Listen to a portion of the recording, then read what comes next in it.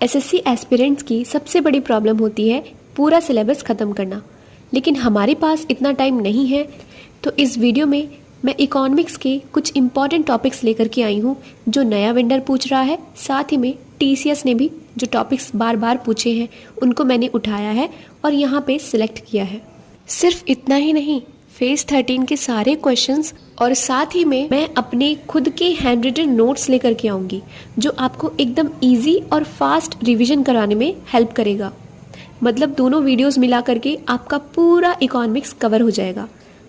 अब देखो, कहने को तो इकोनॉमिक्स का सिलेबस काफ़ी वास्ट है, उसमें बहुत सारे टॉपिक्स आते हैं, लेकिन हमें ये पूरा का पूरा सिलेबस अब करने की ज़रूरत नहीं है क्योंकि इतना करना पॉसिबल भी नहीं है। इसलिए मैंने निकाल करके कुछ टॉपिक्स लाए हैं, कुछ मोस्ट इम्पॉर्टेंट टॉपिक्स जो नए वेंडर के पैटर्न के हिसाब से भी रेलिवेंट है और पुराना वेंडर भी उसको बार बार पूछ चुका है।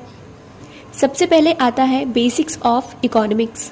इसके अंदर हम देखेंगे माइक्रो इकोनॉमिक्स और मैक्रो इकोनॉमिक्स का डिफरेंस, क्योंकि फेज 13 में अभी एक क्वेश्चन बना था, उसमें मैक्रो इकोनॉमिक्स का एग्जाम्पल दिया हुआ था और हमें यही बताना था कि इसमें कौन सा मैक्रो इकोनॉमिक्स का एग्जाम्पल है।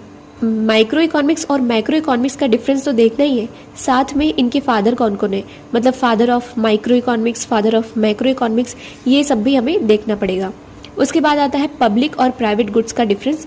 बस 3-4 पॉइंट में पूरा का पूरा कवर हो जाता है। ये सारे टॉपिक्स, ये सब कुछ मैंने याद करवाया है। टाइप्स ऑफ इकोनॉमी क्या है? वैसे देखा जाए तो इंडिया की मिक्स्ड इकोनॉमी है, तो ये भी आपको क्लियर होना चाहिए। साथ ही में क्या क्या सेक्टर्स है इकोनॉमी में, जैसे primary sector, secondary sector, tertiary sector में उनसे रिलेटेड कौन सी जॉब्स होती हैं, जैसे red collar job, white collar job, तो ये किस में आता है, ये भी हमें इसमें पढ़ना पड़ेगा। इसके बाद जो सबसे ज़्यादा पूछा जाने वाला टॉपिक है, जिसमें से एक ना एक क्वेश्चन आता ही है, गारंटी है, वो है 5 ईयर प्लान्स। क्योंकि टोटल 12 प्लान्स होते हैं, तो इसको याद करने का बहुत ही सिंपल वहाँ पे मैंने ट्रिक बताई हुई है। तो आशा करूँगी कि वो सारी ट्रिक्स, मतलब पूरा इकोनॉमिक्स आपको वही याद हो जाएगा। ज़्यादातर इसमें कौन से पीएम होते हैं उस टाइम पे, मतलब एक पर्टिकुलर 5 ईयर प्लान चल रहा है तो फिर उसके उस टाइम पे कौन पीएम थे, तो ये भी पूछा जाता है। मॉडल कौन सा था, ये पूछा जाता है, और स्कीम कौन सी थी, तो ये सारे क्वेश्चन 5 ईयर प्लान से बनते हैं। इसके बाद है नेशनल इनकम। नेशनल इनकम में फॉर्मूलाज से क्वेश्चन आता है, रियल जीडीपी, नॉमिनल जीडीपी, और कुछ टर्म्स होती हैं जैसे जीडीपी, जीएनपी, एनएनपी। फॉर्मूलाज से इस तरह पूछता है कि इसमें हम डेप्रिसिएशन ऐड करेंगे या नहीं करेंगे। Money and banking, money and banking, इसमें तो सबसे ज़्यादा इंपॉर्टेंट है आरबीआई और उसकी मॉनेटरी पॉलिसी। सिर्फ इतना ही नहीं, आरबीआई के फीचर्स भी बहुत इंपॉर्टेंट है।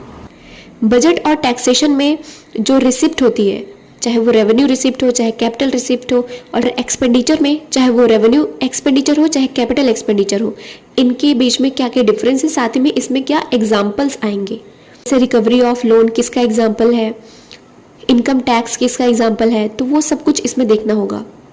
टैक्स के कितने प्रकार होते हैं, प्रोग्रेसिव टैक्स, रिग्रेसिव टैक्स, ये सब इसमें देखना होगा।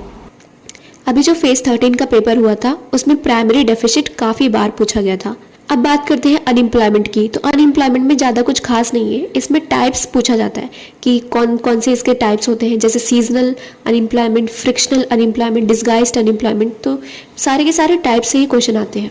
पॉवर्टी में पॉवर्टी के मेजर्स, मतलब पॉवर्टी को कैलकुलेट करने के लिए बहुत सारी कमेटी बनाई गई थी, तो वो सारी कमिटीज़ जैसे रंगराजन कमेटी, तेंदुलकर कमेटी, तो इन सब कमिटीज़ के बारे में हमें पता होना चाहिए। कुछ कर्व्स हैं यहाँ पे, जैसे कि Lawrence curve, Phillips curve, Laffer curve, गिनी कोएफिशिएंट, तो ये सब के बीच में मतलब इसमें कौन कौन से रिलेशनशिप बताए गए हैं वो पूछा जाता है। तो ये पुराना वेंडर पूछता था, मतलब टीसीएस इसके बारे में बहुत पूछता था, लेकिन नए वेंडर के अगर देखा जाए तो उन्होंने तो कुछ ऐसा पूछा नहीं है इसके बारे में। तो पॉवर्टी को हम इग्नोर भी कर सकते हैं, लेकिन मैं रिकमेंड करूँगी कि हम कमिटीज़ तो कर ही लें। बस हमारे इतने ही टॉपिक्स हैं। वैसे देखा जाए तो बहुत सारे टॉपिक्स होते हैं, बट ये मैंने कुछ यहाँ पे छाटे हुए हैं, तो ये अगर आप कर लेंगे तो आपके मार्क्स बूस्ट हो सकते हैं।